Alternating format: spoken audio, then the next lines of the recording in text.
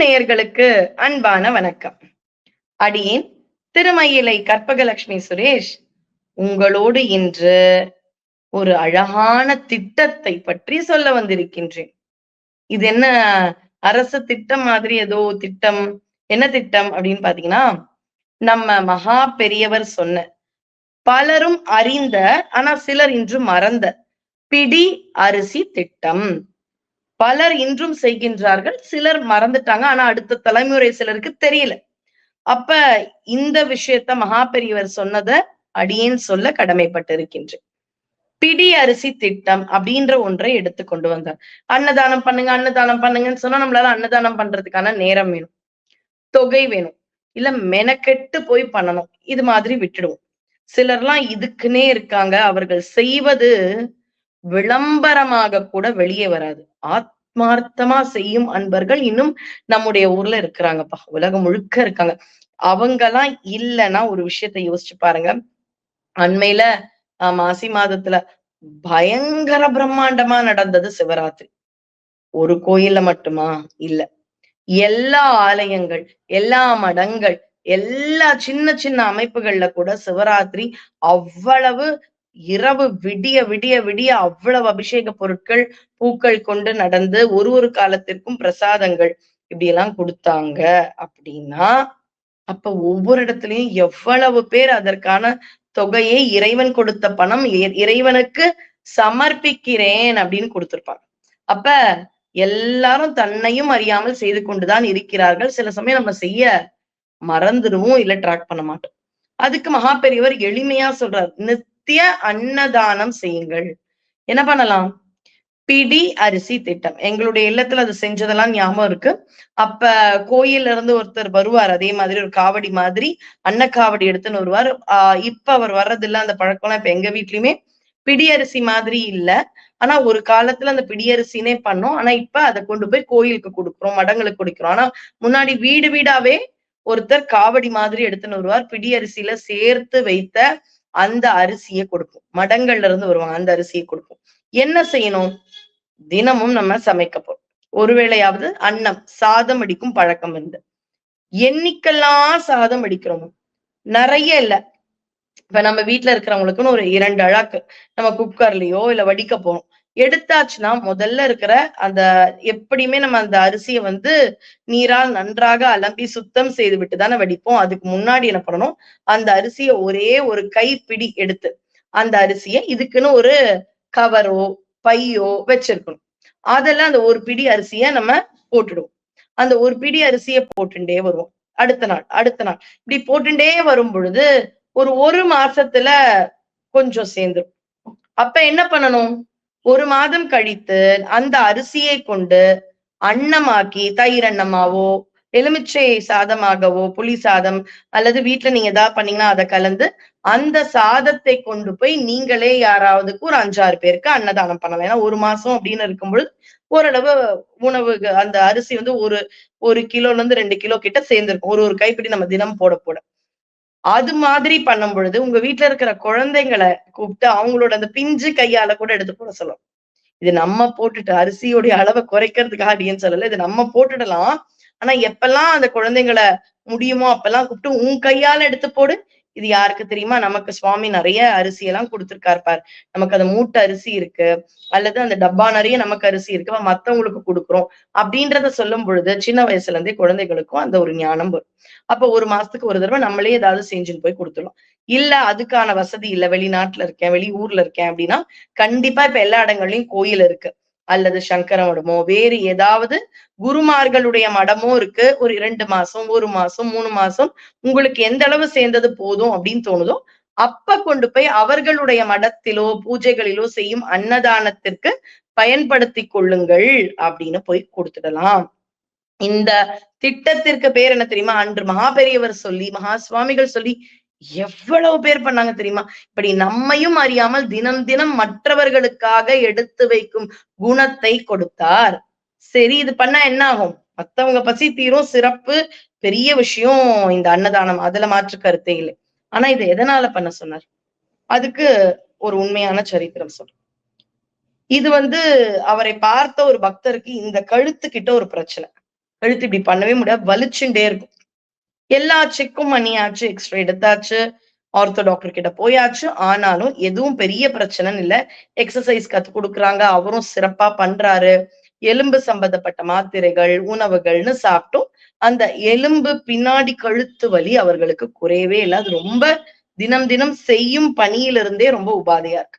அப்ப மகா சுவாமிகளை போய் தரிசனம் செய்யுங்கள். சில சமயம் குருவின் பார்வையே கோடி நன்மையை நமக்கு கொடுக்கும். அது மாதிரி போங்க அப்படின்னு சொல்லும் பொழுது, சில சமயம் பார்த்தா எப்படி இருக்குன்னா, சில ஆண்டுகளுக்கு முன்னாடி ஒருத்தர் வீட்டுல கல்யாணம்னா முதல் பத்திரிக்கை எடுத்து மகா பெரியவருக்கு போய் காஞ்சிபுரத்துல போய் வைப்பாங்க. இப்பவும் அதை பண்றாங்க. ஆனா அப்ப அவங்க எல்லாம் நினைச்சா போய் காஞ்சி மகானை பார்த்துட்டு வருவாங்களே, அந்த ஒரு சமயத்துல நம்மலாம் கொஞ்சம் முன்னாடி பிறந்தா அதெல்லாம் பார்த்திருக்கலாமே அப்படின்னு ரொம்ப அந்த இயலாமையை நினைச்சு வருத்தமா இருக்கு. எவ்வளவு பேர் மகான் அந்த காஞ்சி பெரியவரை உங்க கோயிலுக்கு அவர் வரும்போது பார்த்திருப்பீங்க இல்ல, நீங்க இதுக்குன்னே காஞ்சிபுரம் போவீங்க. அவருக்கு திருக்கரங்களால் மலர் கொடுத்திருப்பாரு, பழங்களை கொடுத்திருப்பாரு. இதெல்லாம் ஒரு ஆனந்தமா, இதுல பல பேர் அதை அனுபவிச்சிருப்பீங்க. அது ரொம்ப அழகான விஷயம். ஒரு நல்ல விஷயம் இதுலயும் என்னன்னா, இப்பவும் அவருடைய அருள் அப்படின்றது நிரம்ப இருக்கிறது அடுத்த தலைமுறைக்கெல்லாம் ரொம்பவே பெரிய விஷயம். இப்ப கழுத்து வலி போகல, மருந்துக்கும் அந்த வலி கேட்கல. இப்ப மகா பெரியவர் சொல்றார், நீ ஓரளவு செல்வம் உண்டா அப்படின்னு கேக்குறார். அவருக்கு கொஞ்சம் பண பிரச்சனை இல்லாதவர்.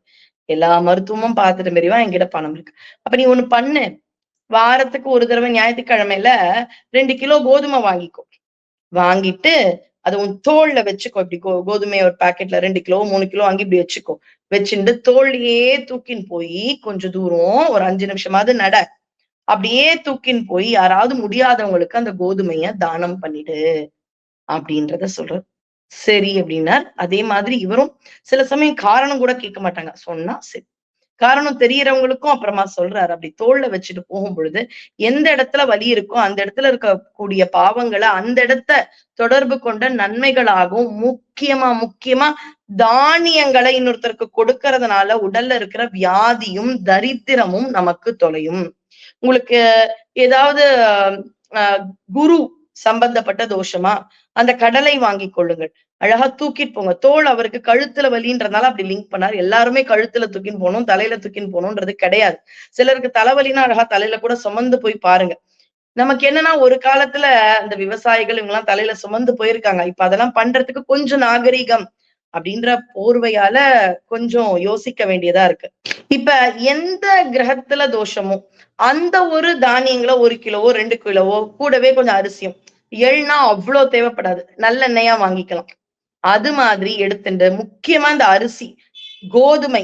கோதுமை யாருக்குன்னு பாத்தீங்கன்னா சூரியனுக்கு, நெல் சந்திரனுக்கு. இது மாதிரி இருக்கக்கூடிய விஷயங்களை நீங்க அப்படியே உங்க தோள்லயோ தலையிலயோ அல்லது கையில உங்களை வருத்தி, இப்ப நான் என்ன பண்ணலாம், யாருக்காவது ஒருத்தருக்கு தேவை, உங்க ஜிபே நம்பர் சொல்லுங்க, இல்ல போன்பே நம்பர் சொல்லுங்கன்னு சொல்லிட்டு, இந்தாங்க நான் உங்களுக்கு ஒரு 500 ரூபாய் போடுறேன், 500 ரூபாய்க்கு நல்ல அரிசியா வாங்கிக்கோங்க. கிலோ 80 ரூபாய் அரிசி கூடங்க, ஒரு 5 கிலோ 6 கிலோ வாங்கிக்கோங்க. குடுக்கலாமா?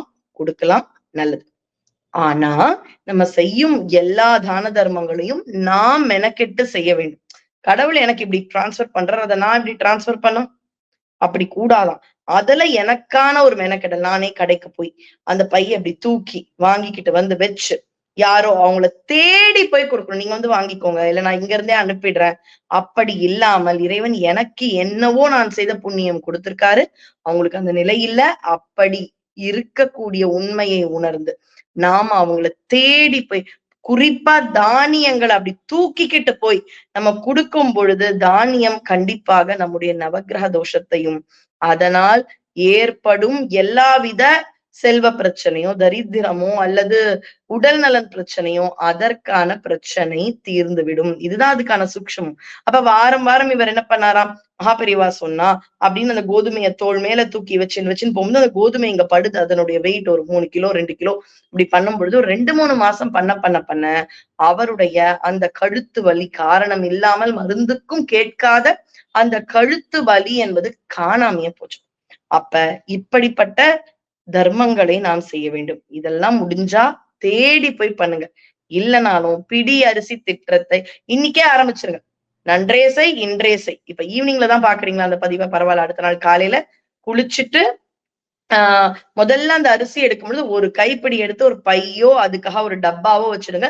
ஏன்னா நம்முடைய நெகிழின்னு சொல்லக்கூடிய பிளாஸ்டிக்ஸும் தேவையில்லன்னு சொல்றதுனால ஒரு துணி பையோ, அல்லது ஏதாவது ஒரு யாருக்காவது கொடுக்கக்கூடிய பாத்திரமோ வைத்து, அதில் அப்படியே ஒரு ஒரு பிடியா அரிசி போட்டுட்டே வாங்க. 1 மாதமோ, 2 மாதமோ ஒரு கணிசமான அளவு அந்த அரிசியோ, வேற எந்த தானியமோ அரிசி தான் பண்ணணும்னு நீங்க வேற ஏதாவது வேண்டிக்கிறீங்கன்னா சிறப்பு பண்ணலாம். அது மாதிரி இருக்கக்கூடிய விஷயங்கள சேர்த்துக்கணும். இப்ப உளுத்தம் பருப்பு, ராகுவால் ஏதாவது உபாதையா அது பண்ணிக்கலாம். இது மாதிரி இருக்கக்கூடியதெல்லாம் சேர்த்து, ஓரளவு ஆன பிறகு நீங்கள் உங்கள் கையால் சமையல் செய்து தேடி தேடி வயது முதிர்ந்தவர்கள், ரொம்ப பசியால் இருக்கும் குழந்தைகள் இவங்களெல்லாம் தேடி போய் குடுத்தீங்கன்னா, சாலச் சிறப்பு. முடியலனாலும் பரவால்ல. எடுத்துட்டு போங்க. அந்த மடத்துக்கோ, கோயிலுக்கோ கால் பண்ணி கொஞ்சம் எடுத்துன்னு போய் வச்சுடுறீங்களா? இருந்திருப்பாங்க நமக்கான ஆட்கள். ஆனாலும் எவ்வளவு அலுவல் இருந்தாலும் அதற்கான வசதி இருந்ததுன்னா, நீங்க அத எடுத்துண்டு போய் ஒரு இடத்துல குடுத்துட்டு வாங்க. இப்படி நீங்கள் உங்களை மெனக்கெட்டு ஒரு விஷயத்திற்காக முக்கியத்துவம் குடுத்து, இறைவா இன்னைக்கு எனக்கு இருக்கு. எவ்ளோ பேருக்கு இல்லாத ஒரு உணவோ, தானியங்களும் எனக்கு இருக்கு. அப்ப நான் எவ்ளோ கருணை உனக்கு என் மேல. இது நிரந்தரமா இருக்கணும். நீ குடுக்கிறத வச்சு நானும் பிறருக்கு கொஞ்சமாவது குடுப்பேன். அப்படின்ற எண்ணத்துல குடுக்க குடுக்க, உடலில் இருக்கும் வலிகள் குறையும். அத வெயிட்ட தூக்க தூக்க தூக்க அந்த உபாதைகள் கண்டிப்பா நமக்கு இது பண்ணும். இது மகா பெரியவர் சொன்ன பிடி அரிசி திட்டம். நெறைய அரசு குடுக்குற திட்டம், அதெல்லாம் நம்ம பண்றோம் இல்லையா? குழந்தைங்களுக்கான இன்வெஸ்ட்மென்ட் திட்டம், இதெல்லாம் புதுசு புதுசா வந்தாலும், இந்த அரிசி திட்டம் பல நாயன்மார்களும் பாருங்க உணவு குடுத்து வந்திருப்பாங்க. வள்ளல் சுவாமிகள் உணவு குடுத்து வந்தாங்க. இன்னைக்கும் காஞ்சி மகா பெரியவர பார்த்தா அவர் சாப்பிட்டு போங்கன்னுவாராம். அவங்க பெரிய செல்வந்தரா கூட இருக்கலாம். ஆனா உணவு கிடைக்கணும்ல. இறைவன் அருள் இல்லன்னா ஒரு கவளம் உணவு அப்படின்றது கிடைக்காது. அன்னைக்கு ஒரு சாப்பிட கூட டைம் இல்லாம போயிருக்கலாம். உணவே கிடைக்காம போயிருக்கலாம். அதனால சாப்பிட்டு போங்கன்னு வரோம். அப்ப உணவு என்பது ஒரு மனிதனை திருப்திப்படுத்தி மனநிறைவு ஆக்கும் ஒரு விஷயம். அதை செய்வதற்கு நீங்கள் காரணமாக இருந்தீர்களா? ஜீவாத்மாக்கள் அப்படியே திருப்தி ஆக ஆக ஆக ஆக பரமாத்மா நம்முடைய பாவத்தை கண்டிப்பாக குறைப்பார். குரு சொன்ன வழியில் இருந்து பிடி அரிசி திட்டத்தை மறுபடியும் ஒரு ரெவல்யூஷன் மாதிரி மறுபடியும் இதை துவங்குவோம். நம்ம எல்லாரும் நம்ம வீட்ல பிடியரிசி திட்டத்தை துவங்கி, நல்ல ஒரு வளமான வாழ்வை குருவருளாலும், திருவருளாலும் வாங்கி, நல்லதொரு வாழ்க்கையை வாழ்வோம். நன்றி, வணக்கம்.